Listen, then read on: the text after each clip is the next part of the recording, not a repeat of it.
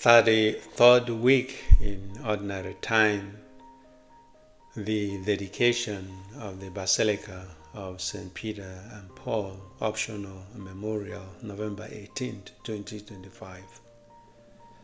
In today's Gospel, Luke continues to show us something that is at the very heart of Jesus' mission: God's love for sinners and God's desire to forgive.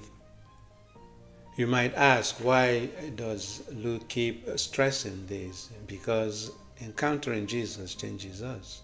And when Jesus looks at someone, he sees with the eyes of faith. He sees what we can become. Those who were lost are found.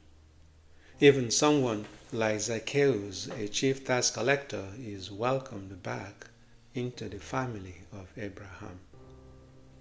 This is exactly why the Son of Man came, to seek out and save what was lost. As Jesus approaches Jerusalem, Luke gives us this final story before the Passion begins. And it reminds us of Jesus' earlier teachings. It's easier for a camel to go through the eye of a needle than for a rich man or a rich person to enter God's kingdom. The struggle between attachment and detachment appears again here in Zacchaeus.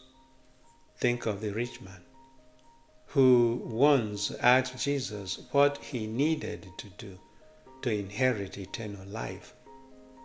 Jesus told him to sell his possessions and give to the poor, and he walked away sad. But Zacchaeus responds differently. His anger to see the Lord, he climbs a tree just to get a glimpse. And when Jesus calls him down, Zacchaeus doesn't hold back. He offers far more than the law requires.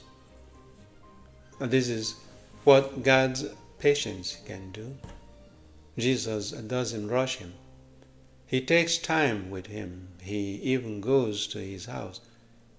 Jesus cares about this man's heart, about his conversion, about his salvation. And in that encounter, grace breaks through. The patience and the mercy of Jesus stirs Zacchaeus to change. The kindness of God provokes his conversion. But notice the crowd, they misjudged him. They write him off. They can't believe Jesus would choose to stay with a sinner. No one really knows what Zacchaeus is wrestling with except Jesus. And isn't that how it often is? We judge quickly. Jesus waits patiently. We condemn, Jesus saves. Instead of pushing people away, Jesus invites us to reach out even to the ones whose behavior we dislike or don't understand. Who knows?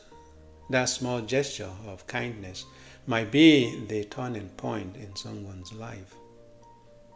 But our usual reaction is to avoid them, to keep our distance. That's not the path of Christ. It is God's nature to love, forgive, and go searching for the lost. And we can't save ourselves. We need God to come and find us. Imagine a world without compassion, without mercy. Imagine a family without forgiveness. Those worlds collapse quickly. God desires sinners to return to Him, not to stay stuck where they are. And then we hear the first reading about Eliezer, an old man who stays faithful to the end. He refuses to compromise his integrity. He would rather die than live dishonorably. His courage shines as a witness for the young. Zacchaeus too stands as a witness, showing us the true heart of God God welcomes anyone who approaches with a sincere, contrite heart. Zacchaeus teaches us that no matter how small or ashamed we may feel, we should never let anyone stop us from seeking reconciliation with God, the giver of life. His gratitude becomes action. His promises restitution 4 times what he owes, and he gives half of his possession to the poor. And Jesus declares the truth. The Son of Man came to seek and save what was lost. May we allow ourselves to be found. May we welcome the mercy that transforms us, and may we share that mercy with one another. Have a beautiful day.